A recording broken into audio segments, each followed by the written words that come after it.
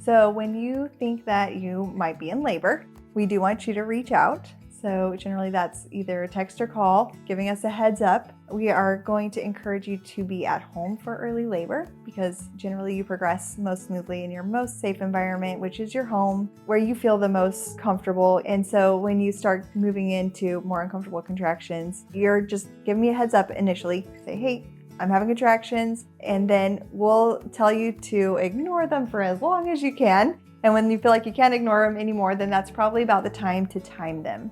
So we'll have you use a contraction timing app and let us know frequency and duration of your contractions. If you're a first-time mom, generally when you get to the point where your contractions are every 4 minutes apart or closer, lasting at least a minute long, and have been like that for about an hour, we are going to encourage you to call us because then we're going to want to listen to you through a couple contractions and just see how you're coping. And if it sounds like you're in active labor, and if we feel like it sounds like you're probably transitioning to active labor, then we're going to have you come on in. When you come in, we meet you here. We like to have the room all ready, so definitely give us a heads up before you head in. And depending on what's going on, we usually check your cervix and just see if you're in active labor. And active labor is defined by a dilation, which is 6 centimeters.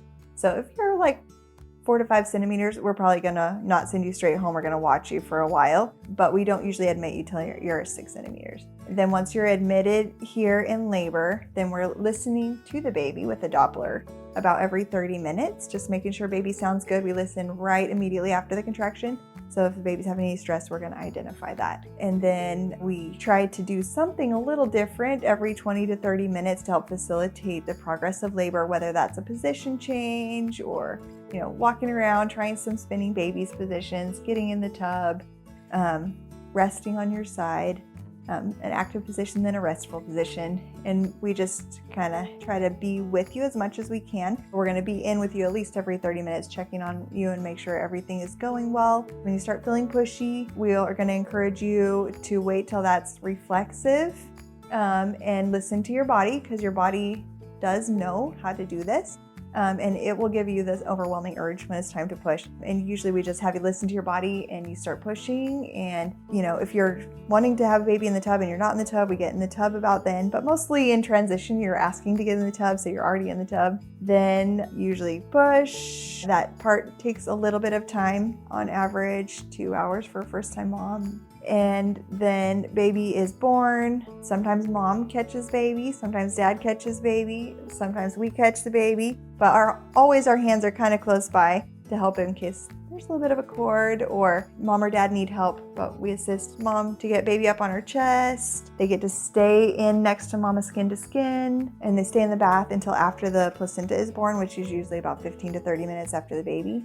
And then once the placenta is born, most of the time the cord is about, if not done all the way, about done pulsing.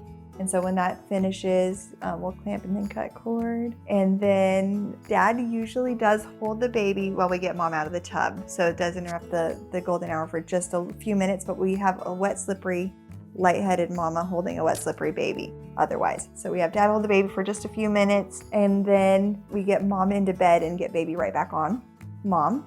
We take a peek and make sure there's no tear, and if there is, we stitch it up then. And then baby's usually starting to look for food and assist mama with breastfeeding. And then when that breastfeeding is complete, then she can share with daddy. And so daddy gets to do some cuddling with the baby and mom eats.